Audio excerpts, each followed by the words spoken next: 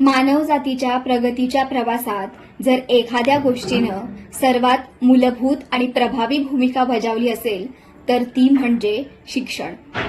शिक्षण हे केवळ ज्ञान मिळवण्याचं साधन नाही, तर ते समाज घडवण्याचं, विचारांना दिशा देण्याचं आणि व्यक्तीच्या क्षमतांना आकार देण्याचं प्रभावी माध्यम आहे. प्राचीन काळात शिक्षणाची सुरुवात कोणत्याही वर्गखोलीत किंवा संस्थेत झाली नव्हती, तर त्या काळात ज्ञानाचा प्रसार समाजामधील अनुभव, परंपरा आणि पिढ्यानपिढ्या चालत आलेल्या संवादातून होत होता. हळूहळू काळ बदलत गेला आणि मग शिक्षणानं एक संघटित स्वरूप धारण केलं. परंतु त्या काळात शिक्षणाचा अधिकार हा सर्वांसाठी नव्हता. तो केवळ समाजातील काही विशेष आणि उच्चवर्गीय लोकांपुरताच मर्यादित होता. काळाच्या प्रवाहासोबत समाजात परिवर्तन घडत गेलं आणि मग शिक्षण एका विशेषाधिकारातून प्रत्येक व्यक्तीचा मूलभूत हक्क बनलं. जगभर शिक्षणाची दारं सर्वांसाठी खुली होऊ लागली, परंतु आजही अनेक शैक्षणिक व्यवस्था औद्योगिक युगातील जुन्या विचारसरणीवर आधारित असल्याचं दिसून येतं.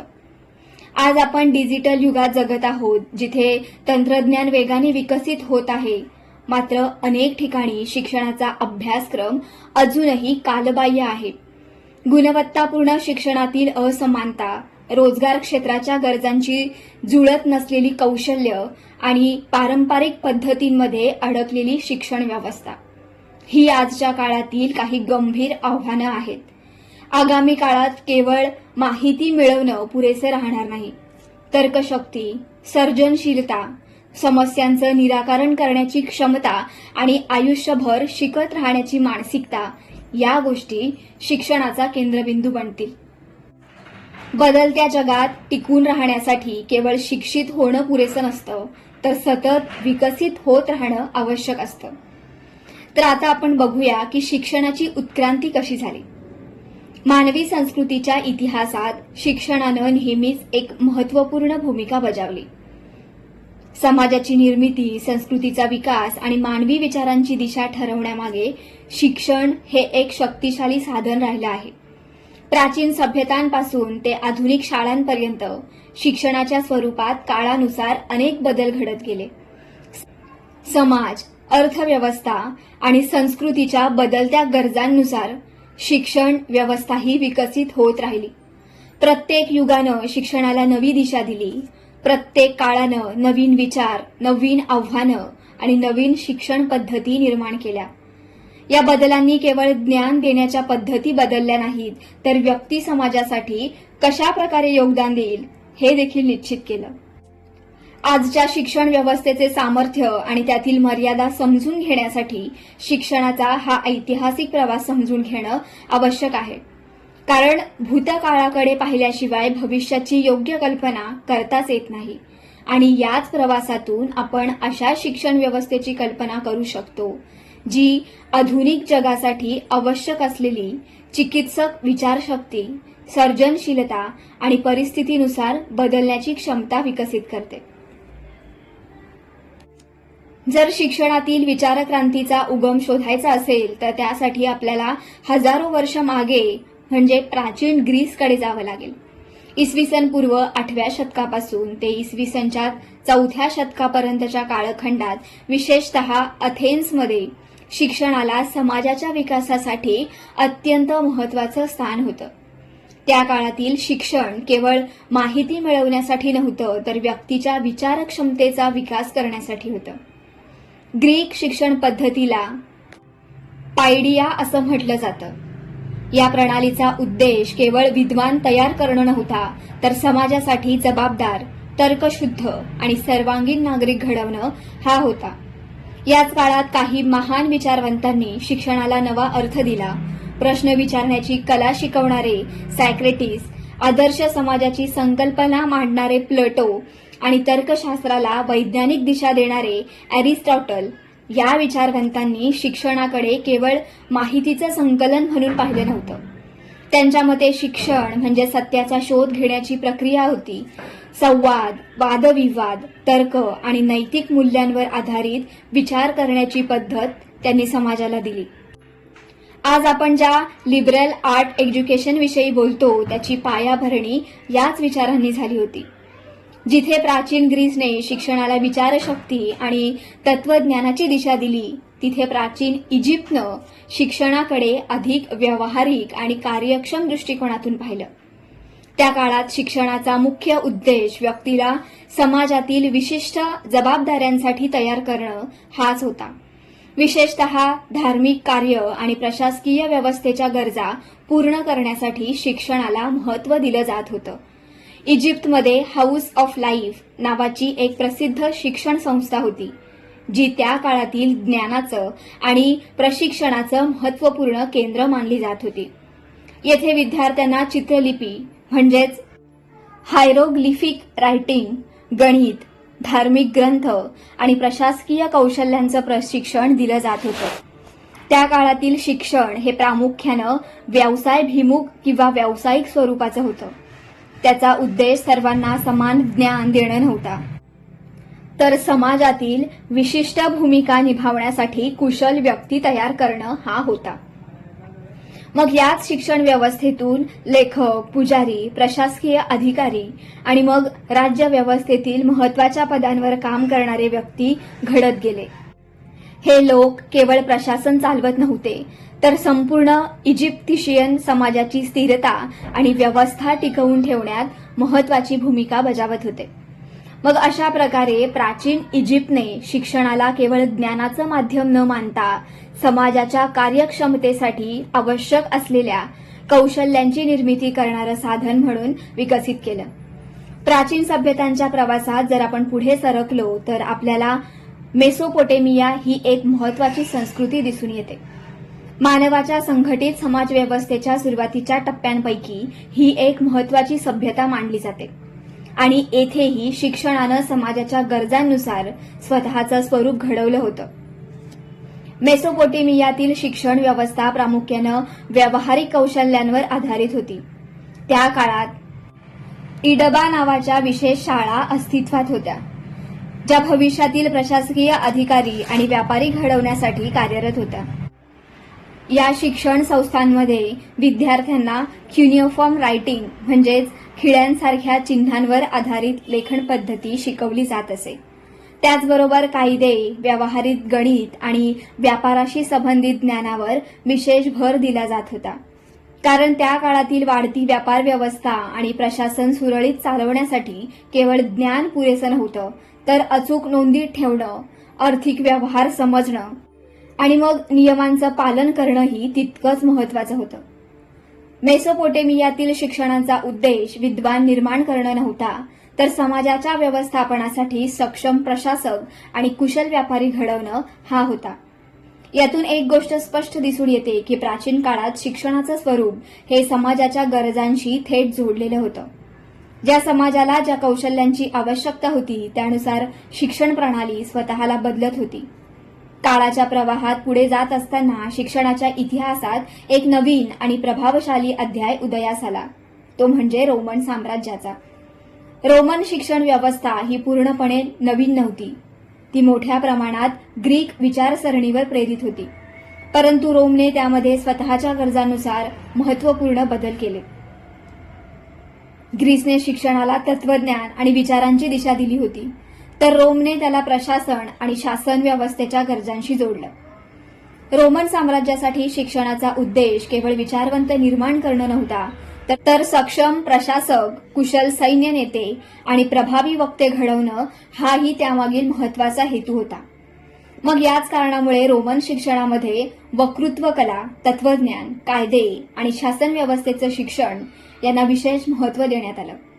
व्यक्तीनं केवळ ज्ञान प्राप्त करणं पुरेसं नव्हतं, तर त्या ज्ञानाचा समाज आणि राज्यकारभारासाठी प्रभावी वापर करता आला पाहिजे, अशी त्यामागील भूमिका होती. मग याच शिक्षण व्यवस्थेतून सिसेरो आणि सेनेका यांसारखे महान विचारवंत घडले, ज्यांनी तत्वज्ञान आणि सार्वजनिक जीवन यांच्यातील समतोल साधण्याचा प्रयत्न केला. रोमन शिक्षणानं जगाला एक महत्त्वाचा संदेश दिला की शिक्षण केवळ विचार करण्यासाठी नसतं, तर त्या विचारांना समाजाच्या विकासासाठी कृतीत उतरवण्यासाठीही असतं. मग इतिहास पुढे सरकत गेला आणि मग शिक्षणाच्या प्रवासात एक असा कालखंड सुरू झाला ज्यामध्ये शिक्षणावर सर्वात मोठा प्रभाव पडला आणि तो म्हणजे धर्माचा. 5व्या शतकापासून ते 15व्या शतकापर्यंतचा हा काळ मध्ययुग म्हणून ओळखला जातो. या काळातील शिक्षण व्यवस्था जगातील वेगवेगळ्या भागांमध्ये वेगवेगळ्या स्वरूपात विकसित झाली. युरोपमध्ये शिक्षणावर चर्चचा प्रभाव अत्यंत मोठा होता. त्या काळातील मठ आणि धार्मिक संस्थांमध्ये चालवल्या जाणाऱ्या शाळा म्हणजेच मोनॅस्टिक आणि कॅथेड्रल स्कूल्स या शिक्षणाची प्रमुख केंद्र बनल्या होत्या.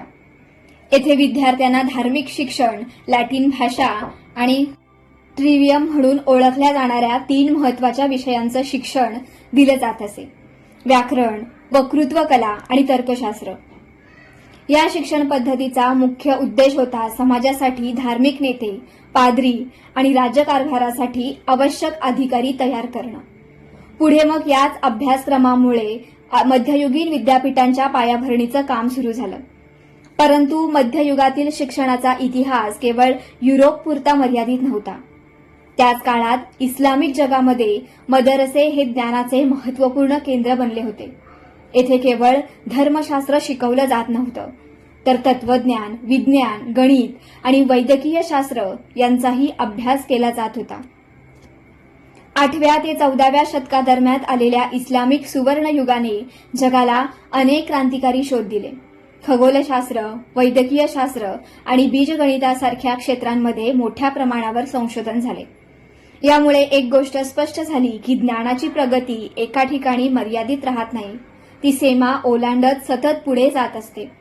दुसरीकडे चीनमध्ये तांग आणि सॅंग राजवंशाच्या काळात शिक्षण पूर्णपणे वेगळ्या दिशेनं विकसित होत होतं. येथे शिक्षणाची पायाभरणी कन्फ्युशियन तत्वावर आधारित होती. विद्यार्थ्यांना साम्राज्याच्या परीक्षा प्रणालीसाठी तयार केलं जात होतं, ज्याच्या माध्यमातून सरकारी अधिकारी निवडले जात होते. युरोपप्रमाणेच येथेही शिक्षणाचा उद्देश राज्याची सेवा करणाऱ्या व्यक्ती तयार करणं हा होता. मात्र एक महत्वाचा फरक होता. युरोपमध्ये शिक्षण धर्म केंद्रित होतं, तर चीनमध्ये भर प्रशासन आणि शासन कौशल्यावर होता. अशा प्रकारे मध्ययुगाने शिक्षणाला अनेक वेगवेगळे रंग दिले. जगातील प्रत्येक सभ्यतेने आपल्या गरजेनुसार शिक्षणाचं रूप घडवलं आणि मग त्याच वेळी ज्ञानाचा प्रवाह एका नव्या दिशेनं वाहू लागला. हळूहळू काळ पुढे सरकत गेला आणि मग 20व्या शतकाच्या मध्यापर्यंत जगातील बहुतांश शिक्षण व्यवस्था एका विशिष्ट चौकटीत अडकून राहिल्या. या प्रणालीची पायाभरणी औद्योगिक युगाच्या गरजांवर आधारित होती. त्या काळात शिक्षणाचा मुख्य उद्देश होता मूलभूत साक्षरता असलेले, शिस्तबद्ध आणि ठराविक नियमांवर काम करणारे कर्मचारी तयार करणं. कारखाने आणि उद्योगांना आवश्यक असलेल्या कामगारांची निर्मिती करण्यासाठी ही शिक्षण पद्धती प्रभावी ठरत होती. परंतु काळ कधीच स्थिर राहत नव्हता. हळूहळू जगाची अर्थव्यवस्था बदलू लागली. उद्योग केंद्रित व्यवस्था ज्ञान आणि नवकल्पनांवर आधारित अर्थव्यवस्थेकडे वळू लागली आणि मग याच टप्प्यांवर पारंपरिक शिक्षण व्यवस्थेच्या मर्यादा स्पष्टपणे दिसू लागल्या. कारण या बदलत्या जगाला केवळ माहिती पाठ करणाऱ्या व्यक्तींची गरज नव्हती. जगाला अशा व्यक्तीची आवश्यकता होती ज्या नवीन विचार करू शकतील, समस्यांचं निराकरण करू शकतील आणि बदलत्या परिस्थितीमध्ये स्वतःला सहजपणे जुळवून घेऊ शकतील. विशेषतः 21व्या शतकातील वेगवान तांत्रिक क्रांतीनं या गरजेला आणखी तीव्र केलं. कृत्रिम बुद्धिमत्ता, डिजिटल तंत्रज्ञान आणि सतत बदलणाऱ्या उद्योग विश्वानं एक गोष्ट स्पष्ट केली: जुन्या पद्धतींचं शिक्षण आता भविष्यासाठी पुरेसं राहणार नाही. आजच्या जगाला अशा शिक्षणाची गरज आहे जे केवळ पुस्तकी ज्ञानावर आधारित नसेल, तर सर्जनशीलता, चिकित्सक विचारसरणी आणि समस्यांचं निराकरण करण्याची क्षमता विकसित करेल. कारण भविष्य त्या लोकांचं असणार आहे जे फक्त माहिती गोळा करत नाहीत, तर त्या माहितीचा योग्य वापर करून नवे मार्ग तयार करतात. सध्याची स्थिती पाहता शिक्षणाच्या प्रवासानं आजपर्यंत मोठी वाटचाल केली आहे. जगभरात शिक्षणाची उपलब्धता वाढली आहे. अधिकाधिक लोक शिक्षणाच्या मुख्य प्रवाहामध्ये सहभागी झाले आहेत. आणि मग तंत्रज्ञानानं ज्ञान मिळवण्याच्या संधीही वाढवल्या आहेत. परंतु केवळ शिक्षण उपलब्ध असणं पुरेसं नसतं. महत्वाचं असतं ते शिक्षण किती गुणवत्तेचं आहे आणि त्याची वास्तविक जीवनातील उपयुक्तता किती आहे. आज आपण अशा टप्प्यावर उभे आहोत जिथे शिक्षणाची व्यवस्था विकसित झाली असली तरी अनेक गंभीर प्रश्न अजूनही अनुत्तरित आहेत. अनेक प्रणाली अजूनही जुन्या चौकटीत अडकलेल्या आहेत आणि वेगाने बदलणाऱ्या जगाच्या गरजांशी पूर्णपणे जुळवून घेण्यात संघर्ष करत आहेत. आजच्या शिक्षण व्यवस्थेसमोर उभ्या असलेल्या काही महत्वाच्या मर्यादा आणि आव्हानं आपण बघूयात. आजच्या शिक्षण व्यवस्थेसमोर सर्वात मोठ्या आव्हानांपैकी एक म्हणजे कालबाह्य अभ्यासक्रम. जग अविश्वसनीय वेगानं बदलत असताना अनेक शिक्षण व्यवस्था अजूनही अशा विषयांवर आणि पद्धतींवर आधारित आहेत ज्या आधुनिक जगाच्या गरजांशी पूर्णपणे जुळतच नाहीत. एकेकाळी हे अभ्यासक्रम त्या काळाच्या गरजा पूर्ण करत होते, परंतु आज रोजगार क्षेत्र झपाट्यानं बदलत आहे. नवीन उद्योग निर्माण होत आहेत, नवीन तंत्रज्ञान विकसित होत आहे आणि मग काम करण्याच्या पद्धतीही सतत बदलत आहेत. अशा परिस्थितीत अनेक शिक्षण संस्था अजूनही जुन्या चौकटीत अडकलेल्या दिसतात. 2020 मधील एका अहवालानुसार जगभरातील अनेक नियोक्त्यांनी असं सांगितलं की त्यांना आवश्यक कौशल्य असलेले उमेदवार शोधण्यात खूप अडचणी येत आहेत. वाढत असलेली कौशल्य दरी म्हणजेच स्किल गॅप ही एक खूप मोठी समस्या बनत चालली आहे. आज तंत्रज्ञान इतक्या वेगानं विकसित आहे की शिक्षण व्यवस्थेला त्याच गतीनं स्वतःला बदलणं कठीण जात आहे. परिणामी अनेक विद्यार्थी पदवी मिळवून बाहेर पडतात, परंतु प्रत्यक्ष करिअरमध्ये आवश्यक असणाऱ्या कौशल्यांसाठी ते पूर्णपणे तयार नसतात. उदाहरणार्थ कोडिंग, डिजिटल साक्षरता, समस्यांचं विश्लेषण करण्याची क्षमता आणि चिकित्सक विचारसरणी यांसारख्या कौशल्यांना आजच्या काळात अत्यंत महत्त्व प्राप्त झालं आहे. कारण भविष्य केवळ माहिती लक्षात ठेवणाऱ्या लोकांचं नसणार आहे, तर माहिती समजून घेऊन तिचा योग्य वापर करणाऱ्या लोकांचं असणार आहे. आजचा प्रश्न असा नाही की विद्यार्थ्यांना किती माहिती दिली जाते, तर खरा प्रश्न असा आहे त्यांना भविष्यातील जगासाठी कितपत तयार केलं जात आहे. कारण बदलत्या जगासाठी बदलणारे शिक्षणही तितकंच महत्वाचं असतं. आजही जगातील अनेक शिक्षण व्यवस्था अशा पद्धतीने कार्य करतात जिथे विद्यार्थ्यांच्या विचारशक्तीपेक्षा त्यांच्या स्मरणशक्तीची अधिक परीक्षा घेतली जाते. शिक्षणाचा भर अनेकदा काय लक्षात ठेवलं यावर जास्त असतो, काय समजलं यावर तो खूप कमी असतो. विद्यार्थ्यांना मोठ्या प्रमाणात माहिती पाठ करण्यास सांगितली जाते. परीक्षांमध्ये योग्य उत्तरं लिहिणं महत्वाचं ठरतं, पण त्या उत्तरामागील विचार, विश्लेषण किंवा प्रश्न विचारण्याची क्षमता अनेकदा मागे पडते. परंतु वास्तविक जग पुस्तकातील प्रश्नपत्रिकेसारखं नसतं. जीवनात आणि कामाच्या क्षेत्रात समस्या नेहमी ठराविक स्वरूपात समोर येत नसतात. अनेक वेळा अशा परिस्थिती निर्माण होतात जिथे तयार उत्तरं उपलब्ध नसतात. अशा वेळी आवश्यक असते परिस्थिती समजून घेण्याची क्षमता, वेगळ्या दृष्टिकोनातून विचार करण्याची सवय आणि योग्य निर्णय घेण्याची कौशल्य. एका अभ्यासानुसार जगभरातील केवळ मर्यादित प्रमाणात विद्यार्थी प्रत्यक्ष जीवनातील परिस्थितीमध्ये उच्च पातळीवरील चिकित्सक विचारसरणी दाखवू शकतात. यामुळे एक मोठी समस्या निर्माण होते. विद्यार्थी ज्ञान मिळवतात, पण त्या ज्ञानाचा प्रभावी वापर करण्यासाठी आवश्यक कौशल्य विकसित होत नसतात. जेव्हा शिक्षण विद्यार्थ्यांना फक्त उत्तरं लक्षात ठेवायला शिकवतं, तेव्हा त्यांची जटिल समस्या सोडवण्याची क्षमता, नवकल्पना करण्याची वृत्ती आणि बदलत्या परिस्थितींशी जुळवून घेण्याची क्षमता मर्यादित होऊ शकते. कारण भविष्यातील जगात यशस्वी होण्यासाठी फक्त माहिती असणं पुरेसं नसतं, तर त्या माहितीबद्दल प्रश्न विचारण्याची आणि मग त्यातून नवीन शक्यता शोधण्याची क्षमता अधिक महत्वाची ठरणार असते. शिक्षणाचा खरा उद्देश केवळ विद्यार्थ्यांना काय विचार करायचा हे सांगणं नसून कसा विचार करायचा हे शिकवणं असायला हवं. शिक्षण क्षेत्रात मोठी प्रगती झाली असली तरीही आजही जगासमोर एक गंभीर समस्या उभी आहे, ती म्हणजे शैक्षणिक असमानता. शिक्षणाचा अधिकार सर्वांसाठी समान असल्याचं आपण म्हणतो, परंतु प्रत्यक्षात प्रत्येक विद्यार्थ्याला समान दर्जाचं शिक्षण मिळतंच असं नाही. आजही अनेक देशांमध्ये ग्रामीण आणि शहरी भागातील शिक्षणामध्ये मोठी तफावत दिसून येते. एका बाजूला आधुनिक तंत्रज्ञान, चांगल्या सुविधा आणि अनुभवी शिक्षक असलेल्या संस्था आहेत, तर दुसऱ्या बाजूला मूलभूत सुविधांसाठी संघर्ष करणाऱ्या शाळा आहेत. ही असमानता केवळ भौगोलिक नसून आर्थिकदृष्ट्याही मोठ्या प्रमाणात दिसून येते. श्रीमंत आणि आर्थिकदृष्ट्या दुर्बल कुटुंबातील विद्यार्थ्यांना मिळणाऱ्या शैक्षणिक संधीमध्ये मोठं अंतर असतं. जगातील आकडेवारीनुसार जगभरात कोट्यावधी मुलं आणि तरुण आजही शाळेबाहेर आहेत आणि त्यातील मोठा भाग सामाजिक किंवा आर्थिकदृष्ट्या वंचित घटकांमधून येतो. गरीब देश आणि कमी उत्पन्न असलेल्या समुदायांमध्ये ही समस्या अधिक गंभीर. स्थितीचा परिणाम केवळ शिक्षणापुरता मर्यादित राहत नाही. जेव्हा एखाद्या मुलाला गुणवत्तापूर्ण शिक्षण मिळत नाही, तेव्हा त्याच्या भविष्यातील संधी मर्यादित होतात.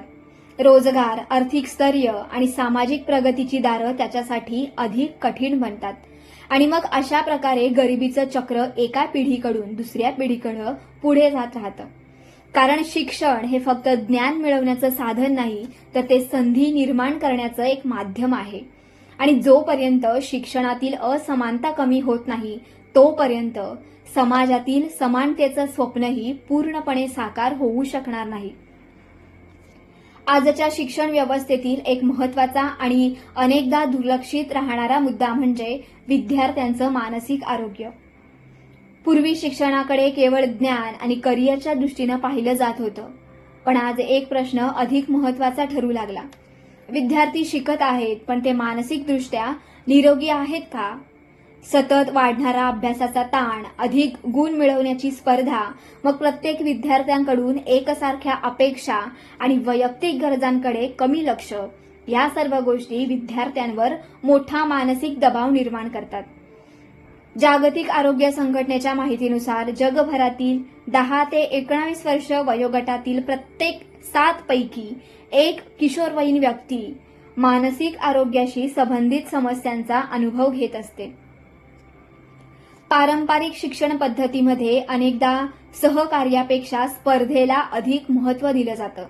वर्गातील तुलना, गुणांवर आधारित मूल्यांकन आणि मग सतत स्वतःला सिद्ध करण्याची भावना विद्यार्थ्यांमध्ये तणाव, चिंता आणि मग मानसिक थकवा वाढवू शकते. समस्या केवळ अभ्यासाच्या ओझ्याची नाही. समस्या अशी आहे की अनेक विद्यार्थ्यांना त्यांच्या भावना व्यक्त करण्यासाठी, मदत मागण्यासाठी किंवा मानसिक आधार मिळवण्यासाठी योग्य वातावरण मिळत नाही. कारण प्रत्येक विद्यार्थी एकसारखा नसतो. प्रत्येकाची शिकण्याची गती, आवडी, क्षमता आणि भावनिक गरजा वेगळ्या असतात. शिक्षणाचा उद्देश केवळ बुद्धिमत्ता वाढवणं नसून व्यक्तीचं सर्वांगीण घडवणंही असायला हवं. जर विद्यार्थ्यांचं मनच थकलं असेल, तर केवळ ज्ञान देऊन भविष्य घडवणं कठीण होतं. म्हणूनच भविष्यातील शिक्षणाला केवळ IQ वर नव्हे, तर EQ म्हणजेच इमोशनल इंटेलिजन्स आणि मानसिक आरोग्यालाही तितकंच महत्त्व द्यावं लागेल. आजच्या काळात तंत्रज्ञान शिक्षणाच्या क्षेत्रात मोठी क्रांती घडवण्याची क्षमता ठेवतं. डिजिटल साधनं, ऑनलाईन शिक्षण, कृत्रिम बुद्धिमत्ता आणि आभासी शिक्षण पद्धतींमुळे ज्ञान मिळवण्याच्या शक्यता पूर्वीपेक्षा अधिक व्यापक झाल्या. परंतु इथे एक महत्त्वाचा प्रश्न निर्माण होतो की तंत्रज्ञान उपलब्ध आहे, पण ते प्रभावीपणे वापरलं जात आहे का? अनेक शिक्षण व्यवस्था आजही तंत्रज्ञानाला प्रभावीपणे शिक्षणामध्ये समाविष्ट करण्यात संघर्ष करत आहेत. विशेषतः कमी उत्पन्न असलेल्या देशांमध्ये अनेक शाळांकडे मूलभूत डिजिटल सुविधा देखील उपलब्ध नाहीत. इंटरनेट, संगणक, वीज पुरवठा आणि डिजिटल साधनांची कमतरता ही मोठी समस्या ठरत आहे. परंतु ही समस्या केवळ विकसनशील देशांपुरता मर्यादित नाही. विकसित देशांमध्येही तंत्रज्ञानाचा समान लाभ प्रत्येक विद्यार्थ्याला पोहोचतच नाही. आर्थिकदृष्ट्या दुर्बल कुटुंबातील विद्यार्थ्यांकडे अनेक आवश्यक साधनं, चांगले इंटरनेट कनेक्शन किंवा वैयक्तिक उपकरणे नसतात. आणि मग याचं सर्वात स्पष्ट उदाहरण जगानं कोविड-19 महामारीच्या काळात पाहिलं. जेव्हा जगभरातील शाळा बंद झाल्या, तेव्हा लाखो विद्यार्थ्यांसाठी ऑनलाईन शिक्षण हा एकमेव पर्याय बनला. परंतु अनेक विद्यार्थ्यांकडे संगणक किंवा इंटरनेट उपलब्ध नव्हते. काही विद्यार्थ्यांना घरात शिकण्यासाठी आवश्यक वातावरणही मिळालं नाही. जागतिक आकडेवारीनुसार कोट्यावधी विद्यार्थ्यांना डिजिटल शिक्षणापर्यंत पोहोचण्यात अडचणी आल्या. या परिस्थितीत एक महत्त्वाची गोष्ट स्पष्ट झाली की तंत्रज्ञान स्वतः समस्या सोडवत नसतं. त्याचा योग्य वापर करण्यासाठी समान संधी, आवश्यक पायाभूत सुविधा आणि प्रशिक्षित व्यवस्था तितकीच महत्त्वाची असते. कारण भविष्यातील शिक्षण केवळ डिजिटल असणं पुरेसं नसतं, तर ते सर्वसमावेशक आणि सर्वांसाठी उपलब्ध असणं अधिक आवश्यक असतं.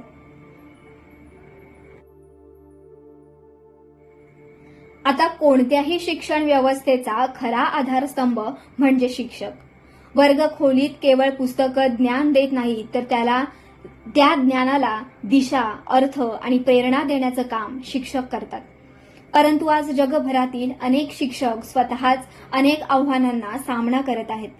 शिक्षणात बदलत्या तंत्रज्ञानाचा वाढता प्रभाव, विद्यार्थ्यांच्या नवीन गरजा आणि आधुनिक अध्यापन पद्धती या सर्व गोष्टींमुळे शिक्षकांची भूमिका पूर्वीपेक्षा अधिक व्यापक झाली आहे.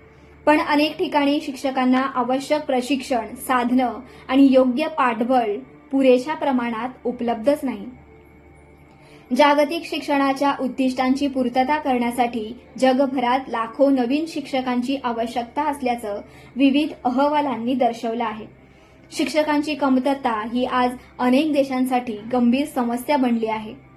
विशेषतः विकसनशील देशांमध्ये अनेक शिक्षकांकडे आधुनिक अध्यापनासाठी आवश्यक प्रशिक्षण आणि संसाधनांची कमतरता असते. परिणामी विद्यार्थ्यांना अधिक प्रभावी आणि संवादात्मक पद्धतीनं शिकवणं कठीण करू शकतं. दुसरीकडे विकसित देशांमध्ये परिस्थिती वेगळ्या स्वरूपाची असते. तिथे अनेक शिक्षकांना वाढत्या वर्गसंख्या, प्रशासकीय कामांचा भार आणि सतत वाढणाऱ्या अपेक्षांचा सामना करावा लागतो.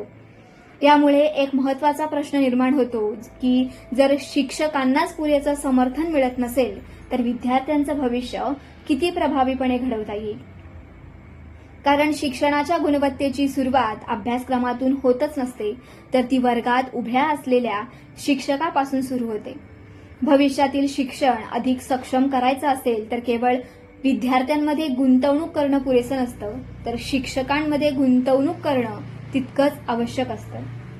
आज जगातील अनेक शिक्षण व्यवस्थांमध्ये विद्यार्थ्यांच्या प्रगतीचं मोजमाप करण्यासाठी प्रमाणित परीक्षा म्हणजेच स्टँडर्डाइज टेस्टिंग ही एक महत्त्वाची पद्धत मानली जाते. विद्यार्थ्यांच्या ज्ञानाचं मूल्यमापन करण्यासाठी एक समान प्रश्नपत्रिका आणि ठराविक निकषांचा वापर केला जातो. ही पद्धत विद्यार्थ्यांच्या शैक्षणिक प्रगतीची तुलना करणं सोपं करते. परंतु काळ जसजसा बदलत गेला तसतसे या प्रणालीबद्दल अनेक महत्त्वाचे प्रश्न उपस्थित होऊ लागले. कारण एखाद्या विद्यार्थ्याची क्षमता केवळ काही तासांच्या परीक्षेमध्ये पूर्णपणे मोजली जाऊ शकते का? अनेक अभ्यासांनी असं दर्शवलं आहे की प्रमाणित परीक्षा विद्यार्थ्यांची खरी क्षमता, सर्जनशीलता आणि वैयक्तिक कौशल्य पूर्णपणे ओळखू शकत नाही. अनेक वेळा विद्यार्थ्यांचं मूल्यांकन त्यांच्या विचारक्षमतेपेक्षा, समस्यांचं निराकरण करण्याच्या क्षमतेपेक्षा किंवा नवकल्पना करण्याच्या वृत्तीपेक्षा फक्त योग्य उत्तर देण्याच्या क्षमतेवर आधारित असते. यामुळे शिक्षणामध्ये टीचिंग टू द टेस्ट ही संकल्पना निर्माण होते. म्हणजेच विद्यार्थ्यांना व्यापक ज्ञान देण्याऐवजी त्यांना केवळ परीक्षेत चांगले गुण मिळवण्यासाठी शिकवलं जातं. परिणामी शिक्षणाचा खरा उद्देश हळूहळू मागे पडू लागतो. सर्जनशीलता, सहकार्याची भावना, चिकित्सक विचारसरणी आणि वास्तव जीवनातील समस्यांकडे पाहण्याची क्षमता या महत्त्वाच्या कौशल्यांकडे अनेकदा कमी लक्ष दिलं जातं. कारण प्रत्येक विद्यार्थ्यांमध्ये वेगवेगळ्या प्रकारची क्षमता असते. कोणी उत्कृष्ट वक्ता असतो, कोणी कल्पनाशील असतो, तर कोणी समस्यांचं निराकरण करण्यात कुशल असतो. परंतु जर संपूर्ण शिक्षण व्यवस्था फक्त गुणांवर आधारित असेल तर अनेक प्रतिभा ओळखल्या जाण्यापूर्वीच मागे पडू शकतात. शिक्षणाचा उद्देश फक्त विद्यार्थ्यांनी किती आठवलं हे मोजणं नसून ते काय निर्माण करू शकतात आणि समाजासाठी काय योगदान देऊ शकतात हे समजून घेणं असायला हवं. आजपर्यंत आपण शिक्षण व्यवस्थेतील विविध समस्या आणि मर्यादा समजून घेतल्या, पण हे प्रश्न केवळ सिद्धांतापुरते मर्यादित नाहीत. त्यांचा परिणाम जगभरातील कोट्यावधी विद्यार्थ्यांच्या जीवनावर प्रत्यक्षपणे होत असतो. जगातील सर्वात प्रगत देशांपैकी एक मानल्या जाणाऱ्या अमेरिकेतही शिक्षणाशी संबंधित महत्त्वाची आव्हानं दिसून येतात. एका सर्वेक्षणानुसार अनेक विद्यार्थ्यांनी असं सांगितलं की त्यांना शाळेतील शिक्षणात पुरेशी रुची वाटत नाही. त्यामागील एक प्रमुख कारण म्हणजे ते जे शिकत आहेत त्याचा त्यांच्या वास्तविक जीवनाशी किंवा भविष्यातील करिअरशी स्पष्ट संबंध दिसत नाही. विद्यार्थ्यांना केवळ पुस्तकी ज्ञान देण्याऐवजी प्रत्यक्ष अनुभवातून शिकवण्याची गरज लक्षात घेऊन काही संस्थांनी शिक्षणाची दिशा बदलण्याचा प्रयत्न केला. विशेषतः कॅलिफोर्नियातील काही शाळांनी प्रोजेक्ट बेस्ड लर्निंग ही संकल्पना स्वीकारली. येथे विद्यार्थ्यांना फक्त उत्तरं शिकवली जात नाहीत, तर वास्तविक समस्यांवर काम करून स्वतः उपाय शोधण्यास प्रोत्साहन दिलं जातं. कारण शिक्षणाचा खरा उद्देश केवळ माहिती देणं नसून त्या माहितीचा वापर करून वास्तविक समस्या सोडवण्यासाठी क्षमता निर्माण करणं असतं. भारतामध्ये शिक्षण क्षेत्रात मोठ्या प्रमाणात प्रगती झाली खरी, अधिक विद्यार्थी शिक्षणाच्या मुख्य प्रवाहात येत आहेत आणि नवीन संधी निर्माण होत आहेत. परंतु आजही ग्रामीण आणि शहरी भागांतील शैक्षणिक अंतर मोठ्या प्रमाणात दिसून येते. विशेषतः ग्रामीण भागातून उच्च शिक्षणामधील प्रवेशाचे प्रमाण अजूनही तुलनेनं कमी आहे. यामागे अनेक कारणं आहेत. अपुरी पायाभूत सुविधा, कमकुवत इंटरनेट सुविधा, आर्थिक अडचणी आणि गुणवत्तापूर्ण शिक्षणाचा मर्यादित प्रवेश. या परिस्थितीत अनेक विद्यार्थ्यांकडे क्षमता असूनही त्यांना आवश्यक संधी मिळत नाही. जगातील काही भागांमध्ये समस्या आणखी गंभीर स्वरूपाची आहे. विशेषतः सब सहारण आफ्रिका मध्ये आजही लाखो मुलं शाळेबाहेर आहेत. अनेक मुलांना प्राथमिक शिक्षणाची मूलभूत संधी देखील उपलब्ध होत नाही. याशिवाय शिक्षकांची मोठ्या प्रमाणात कमतरता हे देखील गंभीर समस्या बनली आहे.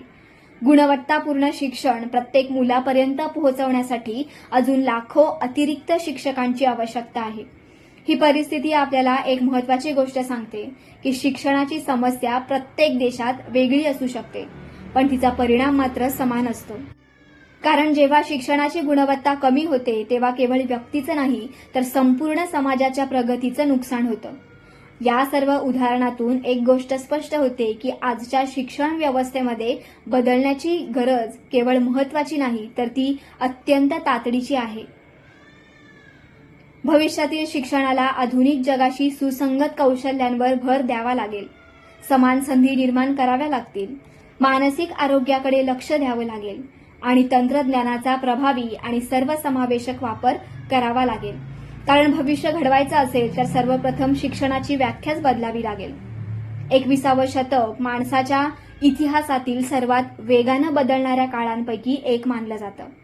तंत्रज्ञान, कृत्रिम बुद्धिमत्ता, बदलती अर्थव्यवस्था आणि मग सतत विकसित होणारे उद्योग या सर्व गोष्टींनी जगाचं स्वरूप पूर्णपणे बदलून टाकलं आहे. मग अशा परिस्थितीत एक महत्त्वाचा प्रश्न निर्माण होतो की आजची शिक्षण व्यवस्था उद्याच्या जगासाठी खरोखर तयार आहे का?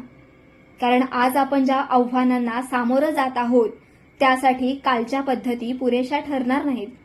शाळा, महाविद्यालये आणि विद्यापीठांमध्ये घालवलेल्या अनुभवांमधून एक गोष्ट स्पष्टपणे जाणवली की शिक्षण व्यवस्थेमध्ये बदलायची गरज आता पूर्वीपेक्षा अधिक तीव्र झाली आहे.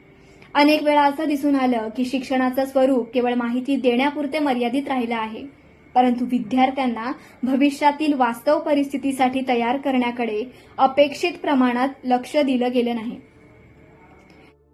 यामुळे अनेक विद्यार्थ्यांना पारंपरिक वर्गखोल्यांपेक्षा स्वतः शोध घेऊन शिकणं, अनुभवातून शिकणं आणि स्वतःचं ज्ञान स्वतः निर्माण करणं अधिक प्रभावी वाटू लागलं. कारण आजच्या जगात यश मिळवण्यासाठी केवळ पुस्तकांमधील माहिती पुरेशी नाही, स्वतः शिकण्याची क्षमता, प्रश्न विचारण्याची सवय आणि नवीन परिस्थितीशी जुळवून घेण्याची तयारी अधिक महत्त्वाची ठरते. म्हणूनच आता शिक्षणाला नव्या दृष्टिकोनातून पाहण्याची वेळ आली आहे. असं शिक्षण जे केवळ माहिती देणार नाही तर व्यक्तीला सक्षम करेल, विचार करायला शिकवेल आणि भविष्य घडवण्याची क्षमता निर्माण करेल.